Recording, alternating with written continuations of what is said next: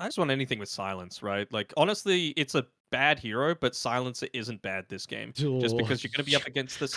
Bro, you're up against a Snapfire with Mortimer's Kisses, and you're up against an Abaddon. Like, you just use Global Silence as soon as the Kisses start Radiant to rain team down, and pick. then the site's pretty good Dire for you. team pick.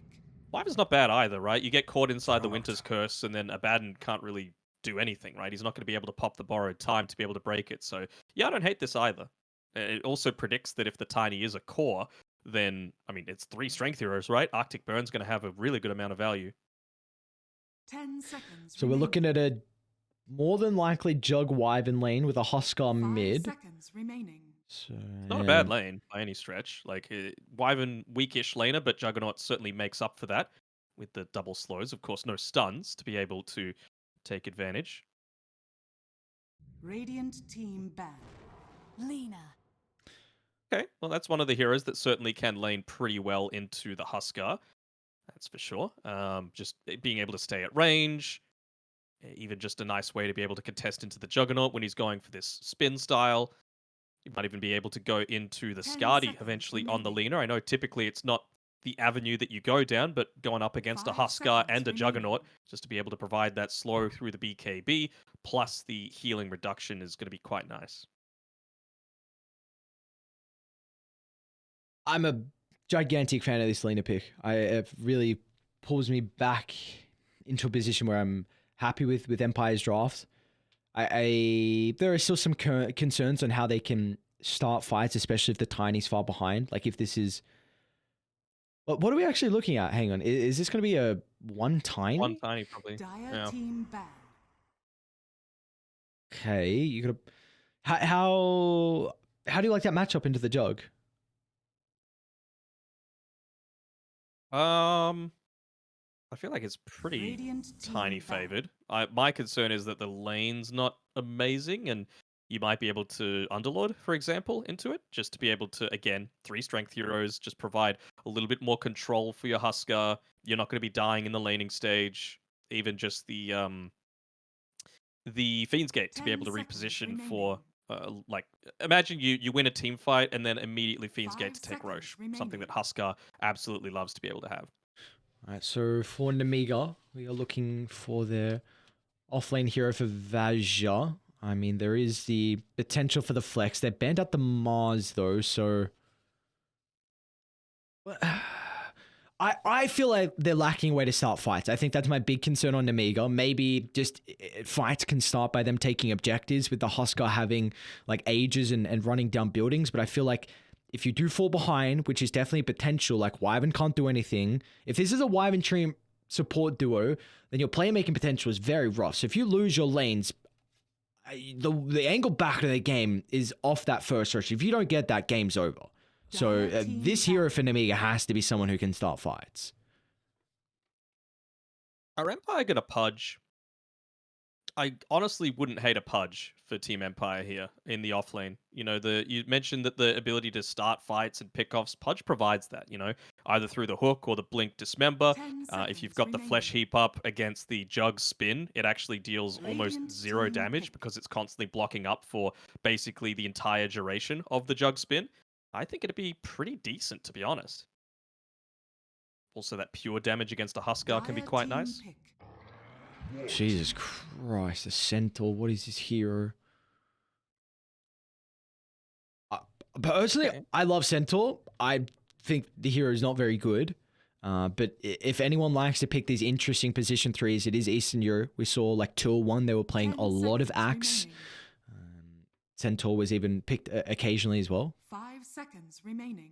Puck's gone as well. One of the bigger counters to the Centaur, of course. I think big reason behind it was Choose to your be able to hero. go up against the Lina. You always want to just take fights on your terms. And I feel like if Alina's able to just stand there and right click, especially if eventually, again, she gets up into that Skadi, it's going to be nice and easy for you. But Centaur really prevents that from happening a lot of the time. Although it's not like they're lacking in stuns. Plenty on 4 of the heroes on Team Empire's side. I really like the Centaur pick, actually. Looking at more, I Centaur or think Slaughter? Centaur. I like the Slaughter as well. I think it's... Okay, we'll start with the Centaur. I think what they were needing is now James and Lena are wanting to be sitting behind their Slardar jump, their Tiny being in the middle, and BZZ offering like a shield to protect them so they can reposition. So the Centaur is going to give them an opportunity just to stampede and jump the backline and run at these heroes, cancel the automatic kisses, make sure squad just can't right click freely. And I was mentioning that they needed a way to just initiate, and I think the Centaur provides that. I kind of have a different idea. I think it's a counter initiation tool still. I mean, you've got a Huskar that wants to be starting a lot of these fights. Like, sure, you can't just walk in, but I feel like they're going to be in a position to be able to just stand there and hit towers and force you to come onto them, right? Okay. Because you've got the Juggernaut who can just stand hitting a tower with Healing Ward. You've got the Spin for even sieging high ground. You've got a Huskar with a Treant and a Wyvern standing behind you. This is a Treant that's probably going to be going into the Overgrowth, Blink Overgrowth rather. Not going to be amazing against the Abaddon, right? You can just borrow time and then Aphotic Shield someone else. That's going to be a pretty high priority, but still, it's great counter initiation that you've got right now on Nemiga's side. Yeah, I think just the main thing is that if you lose your lanes, Centaur has the capability to go an early blink. You kind of want like a Vanguard or maybe like a Hood first, but you can go down that route where you have a playmaker. You have some way to be able to start fights and get in and get some pickoffs if you are behind. But that's a really good call about the counter initiation, because that's definitely can be the game plan from the Nemiga. You get ages, you're sieging objectives, and Empire can just poke them from afar with like jump in from Slardar, Crush, you got Lena's Burst, maybe you chuck in Mortimer Kisses and Nemiga that can't counter initiate. But now you've got the Centaur to do that. Yeah, really going full minus armor here. Really wanting to dominate this bottom lane. It's pretty rare that you see the first item medallion being queued up. But that's exactly what James has got here. Obviously paired together with Shachlo. Expect to see an early-ish point in the little shredder. Something that we haven't seen for what feels like at least 3 months now. Oh, never mind. He's put the Boots of Speed. I think that's probably a little bit more balanced for sure. But still, Blightstone plus Little Shredder certainly can enable Shachlo quite heavily. I'm quite surprised. Okay, there we go. Never mind. I was going to say, usually the team with the Treant Protector goes to the lane that they're playing in and kind of protects their trees in a way, because you know that there's going to be some enemy heroes there. So Retrograde and even BZZ has gone through Calling Blade. So it's started to cut down some of the trees. Hasn't gotten all of them, but yeah, I'm honestly kind of surprised Nemiga didn't go play around top to maybe get a kill. Shachlo, we haven't also seen the Slardar maybe try and get some bash charges off Roche for this skirmish that might break out for the bounties. Is he? Okay, well, Shachlo is just going to slither on up and get some runes. So we got a 3-for-1 in the favor of Empire. Yoinks it away.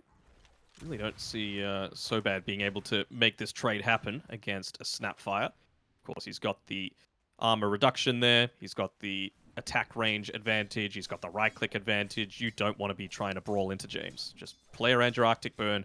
That's the way for so bad.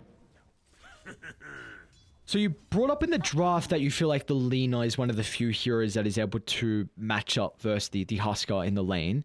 Do you feel like there's anything Melreen could do to kind of change how the matchup would look on paper? Or is it, you feel like nothing really, it's just going to be a farm fest?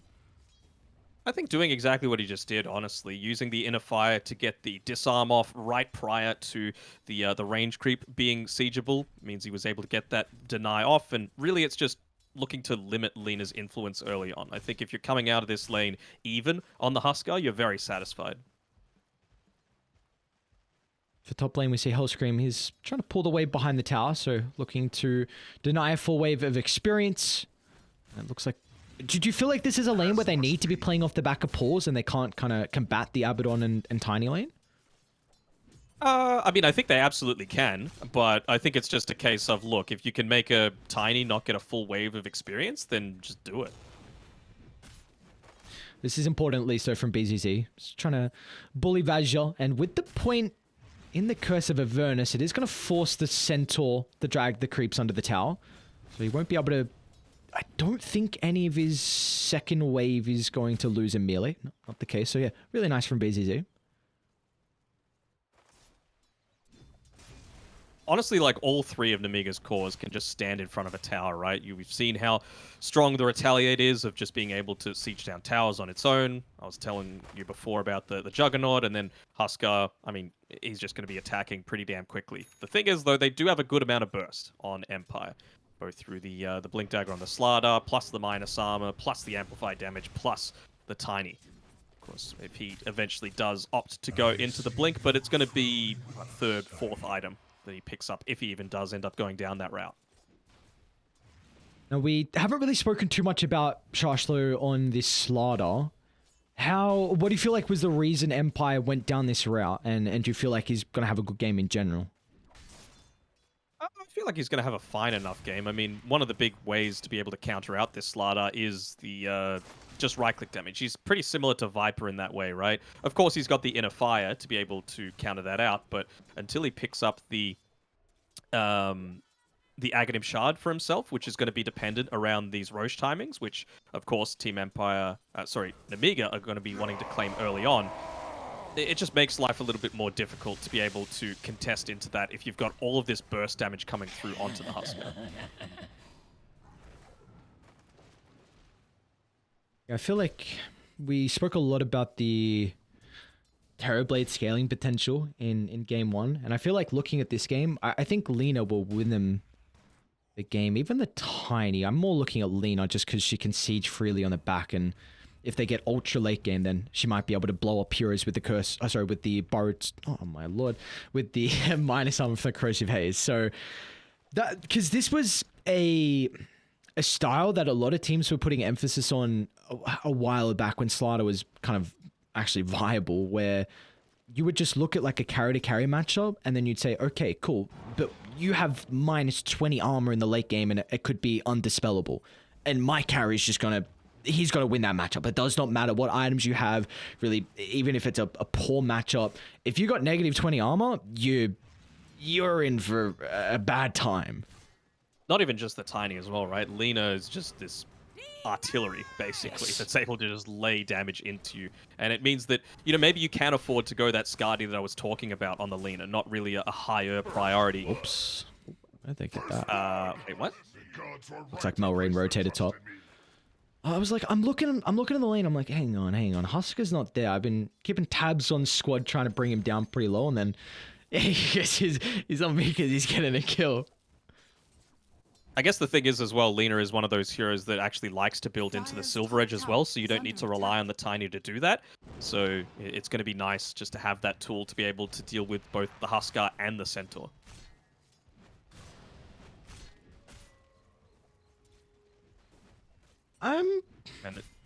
Huskar's just had to leave the lane, right? This is Alina. This is what she does. She's this oppressive force in the lane. They don't have the strongest heroes to be able to gank her either, with the Treant Protector and the Wyvern just wanting to secure the side lanes as much as possible. BZZ is bodying top. Like, what is this man doing to Vazja? This is nuts. Oh my lord. Eastern Europe and the Abaddons, they play this hero incredibly well. He was even able to place down this Observer Ward as well, so now they're going to know exactly when the Huskar looks to try and rotate back. Yeah, I see you circling. Is that you circling the yes, the double wards there, or is it someone else? Okay, it's fine. It was about to wear off anyway. Yeah, I'm just highlighting two wards. The power rune as well. We're gonna see those rotations come out. BZZ top. Both teams have the duo supports rotating. It's gonna be an invis top though, so unfortunately not able to get the refill and the bottle for the Lina. She's not being contested, though. I mean, her farm is going to be fine. Huskar's farm is going to be fine. You would have to say that Huskar's the one that's happier about this, so... Malrine... You reckon? Yeah, why not? Well, I think the way... how I'm looking is just a fact, hold that thought, as Vazja. Toss him to BZZ. Doesn't have a TP, so he's going to be locked here, but... Retrogrades kind of has an obligation to go get these creeps under the tower, so BZZ is saying, hang on a second, you left me? Come on, brother, they're trying to brawl. So what were you thinking about the Lina Huskar thing that we were talking about? I think the main thing is that Huskars can be a lane dominated depending on the matchup. And the fact that you just have a Lina doing well and actually coming out on top, as we're going to see the rotation from Squad. Looking to Blade to cut down Vaj's life, so beautifully done. Early rotations from both the ones. We saw the Huskar moving to get rid of the Abaddon, and Alina's going to do a similar thing. Back to bottom we go though. Kiritich with 3 points in the Blade Fury cuts down the life for James. Shashu, I don't think has the potential to turn this around, especially with the Cold Embrace level from so bad. Lena's more of a lane dominator in my eyes than the Huskar, though, right? And I feel like that's exactly what she would have done if the Huskar stayed in the lane. So the fact that he's been able to rotate back to this jungle, they dewarded the Observe Ward that was scouting out his time within the triangle. He's level 8 compared to the Lina, who's exactly the same amount of farm as him. So I think Malreen's perfectly satisfied with how things are going so far. And you see for Malreen as well, this Huskar's a hero that, like, you really want Armlet BKB. So firstly, I'm just intrigued to see how the BKB change is going to affect the Huskar. They've got some decent bursts. It's a tiny one, so it's not like this Blink Avatos combo, but you can still opt for like the Laguna Blade to cut him down. I don't think... How soon is he going to Roche? I mean, he's got Armlet, and he's got a Treant to be able to put a couple of points of living armor onto him with double damage. I was thinking maybe he might opt to go for it, but looks like he's content to just accelerate his farm with the DD for now. Look at Hellscream as well. Just Treant Protector inside the jungle, trying to pick out a stack. Get a little bit of golden experience going the way of the support. And he's going at pos for phase boots as well on his Treant Protector. I was thinking offlane, it kind of makes sense, you know, but pos 4? I don't know about that. Yeah, they got a crazy read on the Treant Protector, it looks like. I mean, Eastern Europe, even way back in the day, were the ones that were innovating through the Treant Protector. Good old Goblak back in the day was the one that first started spamming out the living armor and having a huge amount of success with it. Green. Rotating top on Retrograde. Uh-oh. Tiny. He's got no one playing behind him. They're going to try and TP in the Abaddon. The Avalanche as well. Dissuading them for the moment, but they can close the distance with ease, and they might turn to BZZ next. Really nice position from Hellscream, but still Squad TP's in, drops the combo, but Malreen still wants to take the engagement. They know that Squad used all his abilities, so it should be an easy kill for the Huskar, and now they're going to chase down BZZ in the tree line. They know it committed in. Slaughter even wants to join the party. Alright, we got 2-on-2, back ready to rock and roll. Malreen gets the one, turns to the second. Sharshley now with a level 6, gonna get the last right click. He does, gets the kill before he dies in Retrograde. As the toss as well, gets the tree, the damage though. Should be able to chase down Vajra, still lacking the boots for the poor Centaur. It's going to be relying on some incredible... Oh, no, oh, that was... Oh, where's he go? Okay, Retrograde gets him. Is he a little slow on that toss there? I thought he didn't get the full actual combination through.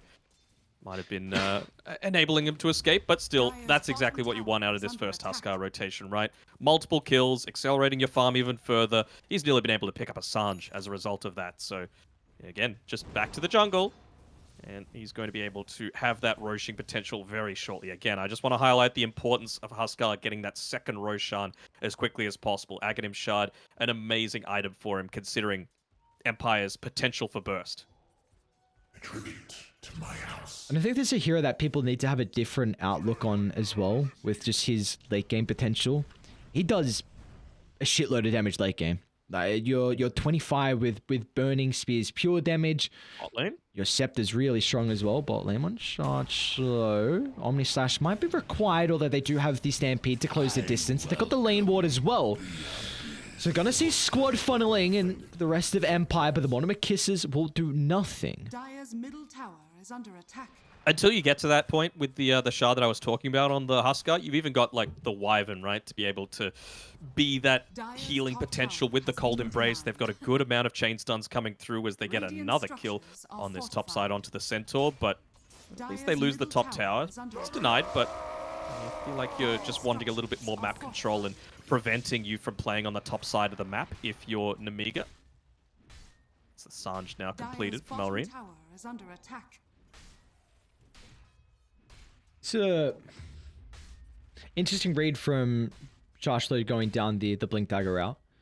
I see Faithbomb really likes this Midas build on the Slaughter. I know, honestly, I've seen a couple other people opt for the Midas as well. I think he's one of the few heroes where Midas is still viable because he gets so much out of attack speed, and experience is... Doesn't farm. Yep, doesn't Like, farm. I think also experience is just the gigantic thing about this hero. Like late game, if you get that bonus corrosive haze armor, and also just the undispellable, that's huge. Or 25, like this is a hero that has some very, very good talents if you can get there. More fuel for my fire. I think it's just realizing probably that he's got a Lina that, you know, again, Lina's opponent has had a good lane in the Huskar, but so has Lina, right? So it's just about trying to enable that. Any kind of rotations that look to come through, it's going to be just Slardar and Snapfire moving around, hopefully around where creep waves are pushed in a little bit, and you've got the Boots of Travel available on the Lina to be able to convert a lot of these pickoffs into kills. Yeah, I'm just stating how some other item builds that I've seen other people go for. It's just interesting to see the read from other people, and of course in different games there's a different lineup that you need to... There's that roam. There's the blink reveal, and there's the jump onto the Winter Wyvern. So easy kill, squad's able to claim it thanks to the Dragon Slave, and almost Shadow Blade completed for squad, so he is going to be able to get very active shortly. Yep, very active. Early Silver Edge, of course, going to be amazing against the Huskar, and they still haven't been able to take that Roshan. I mean, both sides are honestly in a spot where they want to be able to try and take it, and would you look at that? Going into the Midas next as well on Shachlo. Okay. So really just wanting to enable his Lina for now, be able to get a pick off, use that to snowball into Roshan, and then beyond that, of course, just to be able to scale into the later stages of the game. Even just a casual Gloves of Haste has such value on a Slardar. And you even see Retrograde, he's also going this build that we started to see the Tinies go pretty often, this Moonshard route. So Retrograde is going to be hitting pretty goddamn fast. It was a build that we saw China was the first region to really introduce it. Who's going to make the first move to Roshan? That's what I want to know. I mean, you've still got Malrine farming away, and I'm not sure if he can afford to do so much, right? Like, I think you need that second life, and you need to make sure that you're securing it against a Slardar lineup as quickly as possible. And I mean, he's going into the BKB next, I suppose, on squad, but that Silver Edge is going to become a factor soon. And you just need to make sure that you're securing farm, taking objectives, and pushing away the Lina from being able to get those easy free pickoffs onto you and just getting more relative net worth compared to you. I wonder if he just feels like if we attempt Roche now, then... And if we lose Roche and Empire take it, then all of a sudden this Huskar has lost a very big spike in his timing. So maybe he feels like BKB is really what is required for them to enter the pit. I guess, but it's not like they're even completely immune to damage through BKB. You've got a Slardar, you've got the Bash, you've got the Corrosive Haze, which pierces it. So as long as you could get a few right clicks and, you know, the Inner Fire, it's a great spell against a lot of this physical damage in the Tiny and the Slardar, but it's not going to have the radius to be able to reach the Lina. So as long as you get that Corrosive Haze and, you know, an initial stun in onto the Huskar, he probably dies. Yep. So I feel like any chance that you can get just to get that clock ticking towards the second Roshan is really important. And maybe now with this blink though completed on Vajra, they might have that opportunity. If you get a pick off on an important hero that is around the pit, it could definitely open up Roche. I love what both sides are kind of doing though. It's a back and forth from BCZ and So Bad where it's been a sentry battle in front of the pit, and also BCZ is constantly running in just to scout out if the Huskar's there. Full rotation coming through to this bot side. So Bad wasn't actually connected through onto it, so he's going to reveal himself in the lane. And I like the fact that he's going for... James. There we go. Snapfire. Should be able to bring him down. Blink reveal as well from Vajra, so a quick and easy kill into the Snapfire. They're making him work for it, actually. Cookie to reposition, Stampede, and the toss away. So Nemiga are actually able to reset. Let's see what they do with this pick off now, though. Just a farm. The fact that Stampede was used is a pretty big deal, right? Like, now the Lina is feeling much more confident in being able to take these team fights. Of course, Snapfire's still dead for the next 15 or so. Oh, he tried to jump into the base, but I think hugging it, he should still be able to avoid detection as he walks inside that roach pit on Malrine. And this is really cool for how they're playing on Nemiga. They're pummeling into the tier 1 mid. Now they're going to walk to the pit, so this will be obvious with everyone else showing. And Dire nearby... This is scary. Tiny's got a blink as well. It kind of changed his item build when Egg Shard, one Hyperstone into the blink.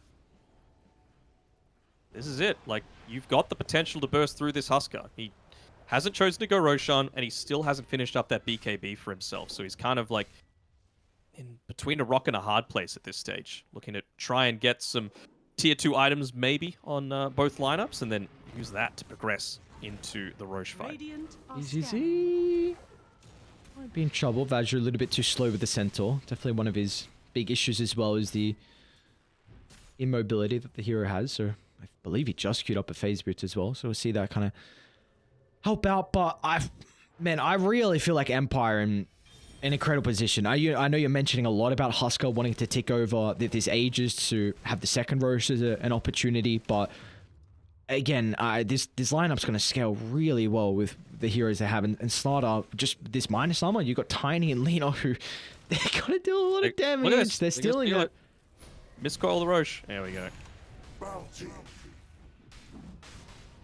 They got 1 point in the curse. That's all they need. Now with the minus armor, that's also level 2 in the corrosive haze. Uh-oh, this is not good for Radiant. Although they're starting to maybe move towards it, but no, never mind. Looks like they won't be able to scout this one out. They had the scan available, but this is a big loss early on. Immortality. Beautifully done. That is a very big play from Empire. They haven't taken So now any... you're not concerned. This is a farming Aegis. You just want to extend your lead. You've got the better lineup to be able to do so. You've got the Slardo, who's freshly picked up the Midas as well, so he's going to be able to accelerate his own experience more than the net worth. I feel like you're very satisfied. So you reckon they... Do you even consider about taking a T1 tower, or still just happy to farm? Mid lane. BCZ is going to be forced to pop the borrowed time. Shashlo is standing hand in hand. You'd love to be able to pop the Midas. And there we go. He's going to be able to do so. I was thinking if Tiny had the... He's still just holding on to the one Hyperstone. I think if he has Moonshard, I would be very, very confident in being able to start taking some towers on Empire's side, just because you've got the drums, you've got the Lena. If you get a pick off into it, you've got the Curse of Avernus to speed things up even further. Mid lane Vajra. Retrograde might be able to get the toss back. Oh, it's awkward. The creeps just coming through the Centaur's location. So Mortimer Kisses is now on cooldown. And let's see what Radiant want to do with this information.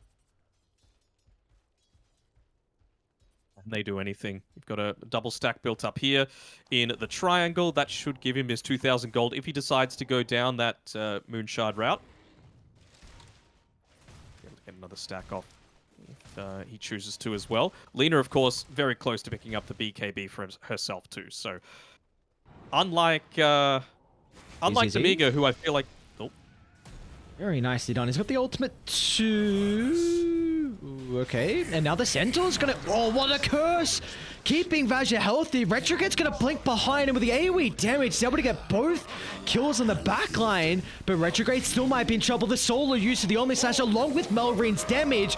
Squad's gonna attempt to turn this one back around with the Dragon Slayer with the right clicks, but Melrin... Toggles. Look at the armlet toggles. Huskar will be able to walk away. I'm not sure what happened there. I mean, he skilled up the borrowed time mid-stun and maybe was expecting it to proc, but I guess it didn't. Not being able to manually use that one there. I'm almost... Well, Hellscream down bottom, forced to pop the Overgrowth. He's actually going to get out. I don't know if I'm just imagining things. I thought I saw BZZ use the ultimate before. So, regardless... No, I saw him skill it up. Okay. Some reason it didn't pop. Regardless, that really confused me for a second. I'm like, what is going on? I'm just waiting for this borrowed time. BZZ pops, but in the end, Empire, they do lose Retrograde, but you get a couple kills in revenge. I mean, the Huskar's the big winner of that fight, though. He's only died the one time, and the thing is now you've got this siege creep available. You're wanting to use that to be able to assist with a push on forward. Looks like they will be able to finally get their first tower here on Empire. Maybe not. They're kind of baiting out, saying, well, we could come at any time. Did end up going into that Moonshot on Retrograde, so that's the thing. Like, he was getting a little bit greedy, wanting to go just the one Hyperstone, building it into the BKB, but for me, it does feel like he needed this extra damage, and maybe that team fight would have turned out differently if he had it. Dire's top tower is under attack. It's a big ward for them to be able to get rid of as well for Empire. It's just going to be able to open up bot and give them this opportunity to wrap through the bottom jungle and kind of enter behind the T1 tower. So they are posturing like they want to get a kill or potentially siege this one down. They still have a minute 10 left on the Ages. So, they should be able to see the regen rune on the top side as well. So, squad, if you wanted to pick that one up, he absolutely can. This is the benefit of the Treant Protector with the maxed out living armor, though. You can always have 2 available at the same time on the map. Dire's top tower So is bad. under attack. The blink. Vajor. He's on the Lina though. Abaddon's going to be nearby to be able to protect it for the moment, but Aegis claimed. How can they set themselves up for round 2? Oh, I don't like that. Hopefully there's nothing untoward happening there, but, well, we've got a Lina who hasn't used her BKB, but the important thing is she doesn't have the Shadow Blade available, and Wyvern still has Curse. That's the big thing, right? So as long as you're able to catch her out after the BKB's been procced, then you're just going to waste a huge portion of that first timing. You can even potentially catch out Retrograde as he tries to go in and assist. So looking at so bad to try and influence the outcome of this team fight. Let's see. Do they Still have... gonna try and lay out the kisses though from afar. That's exactly what James is going to be wanting to do. Okay, so Chargelo and both Retrograde have Blink ready. They do not see the Wyvern. Kiritic's Blade Fury's up in 2, and they also have probably about 3 seconds left on BKB on Melrine. So... They know Wyvern's to the left there though. I mean, she okay. just revealed previously with that blink trying to get the curse and remove away the regen rune. Yeah, there's a lot of potential options this game. I mean, you can even have a blink being used by the Snapfire into the Scatterblast because she's got the Aghanim Shard as well. So really depends on the start of these team fights. I would have to say it's got to be the Mortimer's Kisses to be able to begin with though. You got to get the Wyvern. It's going to be big on so bad, like you mentioned. Eyes on the curse. Eyes on round 2 and how Empire are able to set themselves up. There we go. Mortimer Kisses, but it will not matter. Lina's just crumbling to the solo use of the Omnislash from Kiritic. And now Chargelo's in trouble as well with the river as Empire. They've got no answers for the respawn of the Ages. And Kiritic will chain this into another kill on BZZ. So Nemiga lose no one. What a fight by the river. Not even needing the Winter's Curse, just Omni Slash straight into that Lina. Was talking about that Shadow Blade cooldown. So immediately going into the Silver Edge after this. It's going to give you an extra 5 or 6 seconds of relative uptime. Cooldown reduction might have been the difference maker there if he had that instead of the BKB.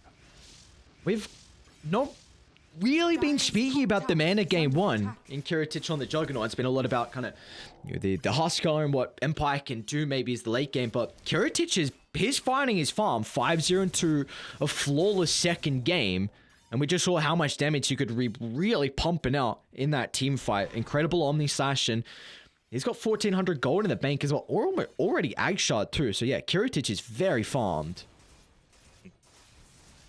Am I crazy? Like, it feels to me like, honestly, the carries on both sides have a much higher level than I would expect at this point of the game a lot of the time. Like, 19 and 20 on both sides. Yeah, I don't... Vajor? Dire's middle tower On is under Charge though, attack. they might need to curse to allow Kiritic to close the distance, but it's not going to be the case. So the Slardar can slip on away his bottom lane. Retrograde and Squad combined together. They do ping out the ward on the high ground, so they are aware. Time to hide in plain sight. So you would have to say next Roche, that's the key difference maker, right? If you're able to secure that one. It was unfortunate that Nemiga didn't get the first, but second Roche, again, that's what you're playing for. BCC, run. Run, Orien's able to BCC. get the, has he got anything coming out to him? I don't think so. Well, maybe. Oh no. Okay, pop the ulti. I hope he locks the drums. You're just wasting a bunch of the charges otherwise. Nah, 4 drum charges, just not used at all for the Boots of Bearing. Of course, it is very important against... How many stuns have they got? I think they've got 4 slows on Nemiga's side, or like movement impairments that aren't stuns. Through the Stampede. Let's call it 6. Splinter Blast, Arctic Burn, Leech Seed, Nature's Grasp, Stampede, and the Inner Fire as well. So We'll jump in. pretty big deal. One of the tier 2 tower up top. Kiritich wants the catapult instead. Didn't have the borrowed time if they were to actually commit there, but no Blade Fury means that they're not able to pick it up. And, well, just hitting up onto level 20 now is Kiritich. Like you mentioned before, having that Aghanim Shard Dude, means that he's going to have the BZZ. movement speed. The guy is just... he's trying to stay in He's this lane next, for what he such is. a long time. It does look like that indeed. And James is going to reveal his position. What? No way! They got away? Okay, James shouldn't. Dire's top tower. No way! No, we right clicked. He No! attacked. Oh, It's got- James. Oh, this. If they both lived, I would have been so astonished. They lost their T2 That tower would as have been well. nutty. I wonder if he's going into his settings and turning off auto attack now or something.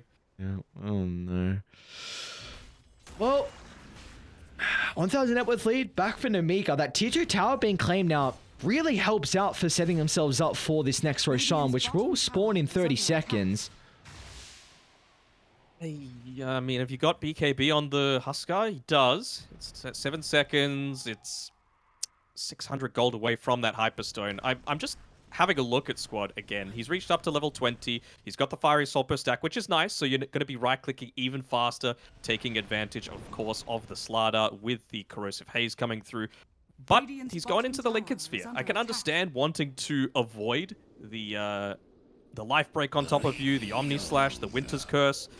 But for me, I think you really need that Silver Edge.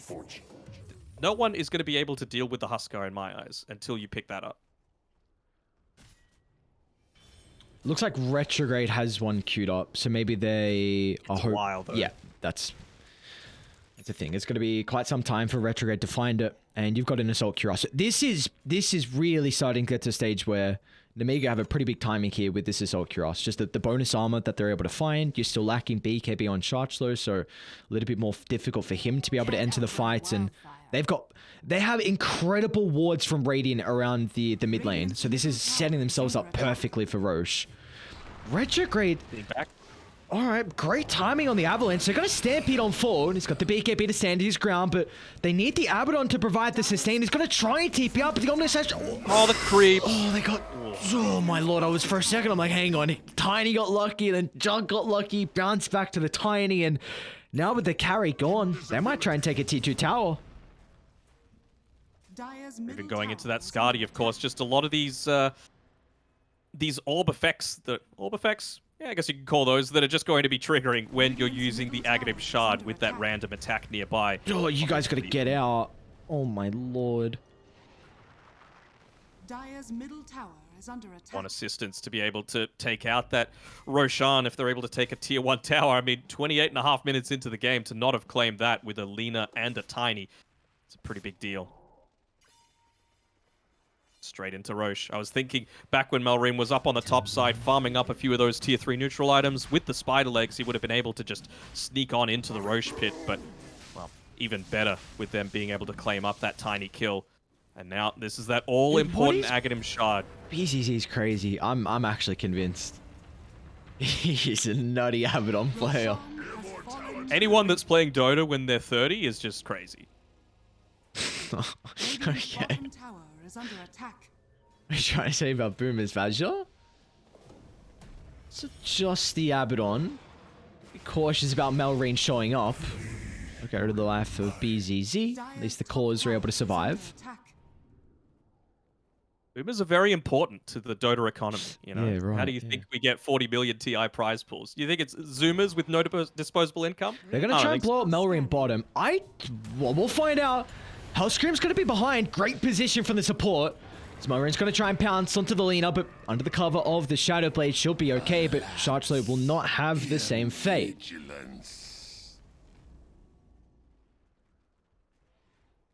Oh, looking Continue to hide good. on in the trees. Yeah.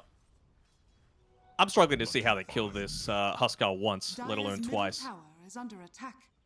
You need that Silver Edge.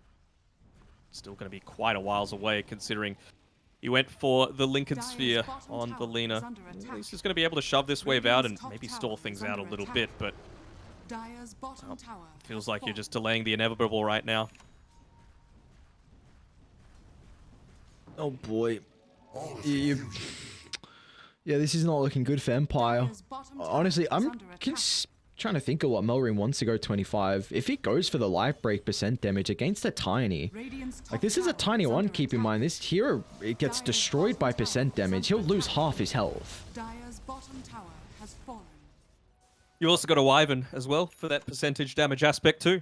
I think Sobad's been obviously having to play a little bit more defensively, but he's got the Blink Dagger, so he can afford to kind of have a bit both ways. Chargeslow's got to be so cautious. If he steps a little bit too far because they're ready to jump. Targeting down the starter for the moment. They'll get the kill quick and easy, Nemiga. No hesitation on the initiation, but maybe they can turn it back around. Oh, so What a bad. curse. Oh, no. The curse disrupting the counter initiation. Now Retrograde's in trouble as the Omni Slash just rips him apart one cut at a time. And towards the backline they go. A squad will be able to retreat. A buyback forced out. Multiple buybacks forced out, in fact. And, well, Melrin, he doesn't know how to back off. He wants action. He wants blood. Dire's bottom barracks are under attack. He wants Rax is what he wants, and he's going to get him. With the Burning Spear's pure damage he chose for the level 25 talent. He's also got the completed Aghanim Scepter coming out to him on the courier now, so what can you do to be able to contest against this as Nemiga just throw out the voice lines, tell Retrograde he has been absolutely stomped. What in the blazes? Oh, love me some. I don't call. Yeah, I'm not gonna say that. Love me some. DM? Sure. Yes. Yes. Letting them know what's Not a going silly way on. of saying it. They're aware. Yeah, they are aware of what's They're aware. going on. Nemiga, 14,000 net worth lead. It's going to be a full set of barracks claimed, and there are no tier 2 towers to protect Empire. You've got 2 minutes of destruction for the lads on Radiant. This is a gigantic timing. I don't want to say it's game, but there's a 5% chance from Daddy Gaben. I cannot stress enough how ridiculous 25 with Burning Spears, pure damage, and the Life Break Scepter is. Melrin is going to be very difficult to deal with. Yeah. And this is why, like, Lincoln's is a good item. Don't get me wrong. From Squad, I feel like the way that Empire have itemized this game in particular is that they're playing to not lose, or they're scared to die, basically. And this is Dota. You can't be scared to die. You got to go full Davai. You got to get in on top of their face, and you've got to actually kill people. And it really feels like even having a Slardar level 18, even with a tiny, obviously huge amount of damage burst, you need that Silver Edge to be able to do anything against this Dire's lineup on bottom Nemiga. barracks has And they're about to fallen. have a... What's the broken item called? I have a Wraith Pack. That's it. Oh, How could I forget this stupid item's name? Hellscream. It's got this sorry, I one. just got triggered looking at Tiny's neutral items. Well, Game. it doesn't matter. Every It doesn't game. I matter. know it doesn't matter, but it's every game. How does it happen? It must be coded in. If Tiny in game, then Titan Sliver will drop. This is so nuts. It's so stupid. Yeah, I know. At least this year, at least we don't get Tiny 1 anymore. That was a good time. Good couple of months. Well, we get it in this game, and it's not doing too well. Yeah, it's a good thing, I suppose. Now it's gonna. Mhm. I really think you're gonna pick a Tiny 1. You need a way to buff him, which honestly I've been mentioning a lot about the starter, so I suppose they have. Yeah. But they just haven't won any team fights. They haven't gotten any pickoffs with a pretty pickoff-oriented lineup, right? Lena, Slardar, Snapfire, Tiny with a Blink Dagger. Like, these are all heroes that should be able to kill people, and they just haven't been very effective with their map movement. A lot of it, of course, was a result of those deep wards that they were able to place up on Nemiga, but a big part of that as well is just... Okay, they just cookied Retrograde forward for no reason. They weren't able to group up together and take towers. We saw multiple times, right? BZZ trying to take that mid-tier 1 tower on his own as a POS 5 Abaddon. You've got heroes to be able to do it. They just haven't done it. Really, they're gonna give him some respect, huh?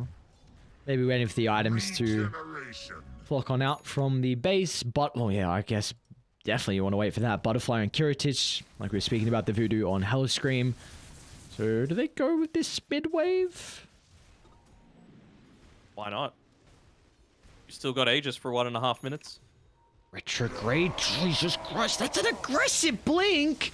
Oh my lord, Kiritich is just taking half his health, pulling one Blade Fury.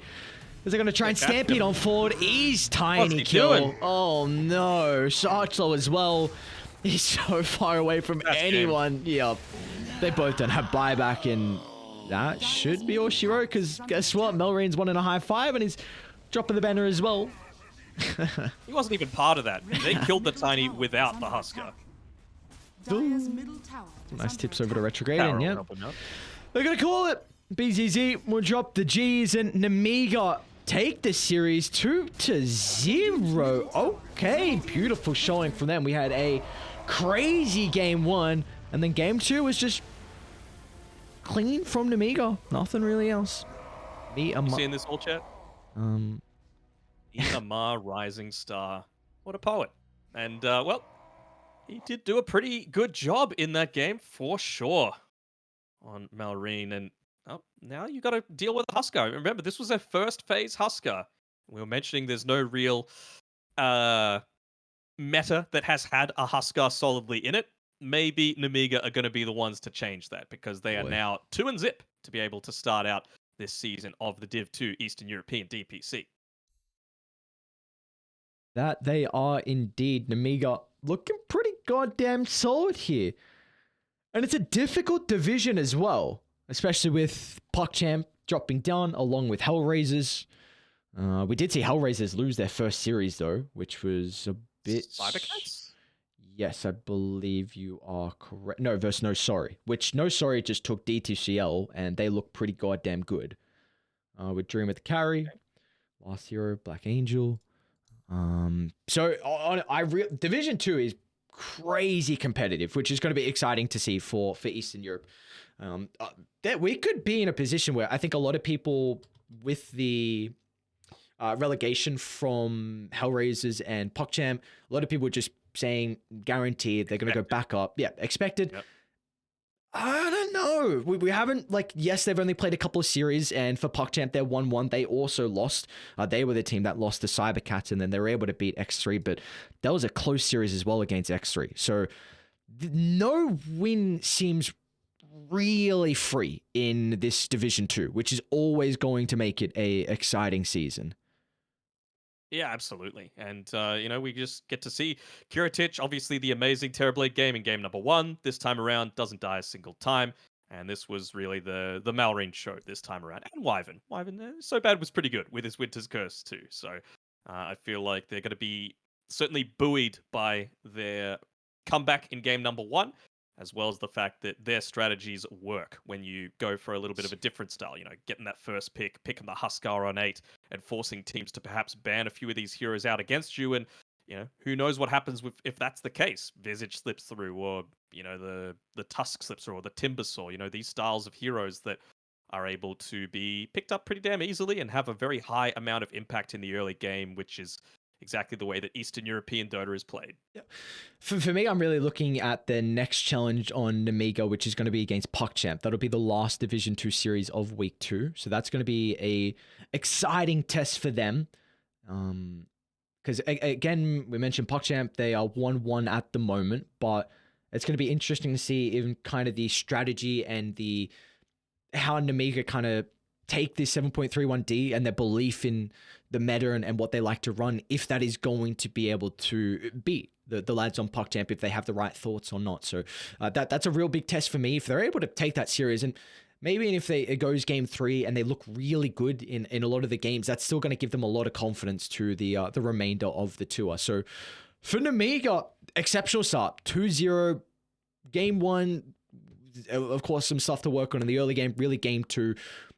I don't think there's much we could say that they need to change. They looked very, very clean in the second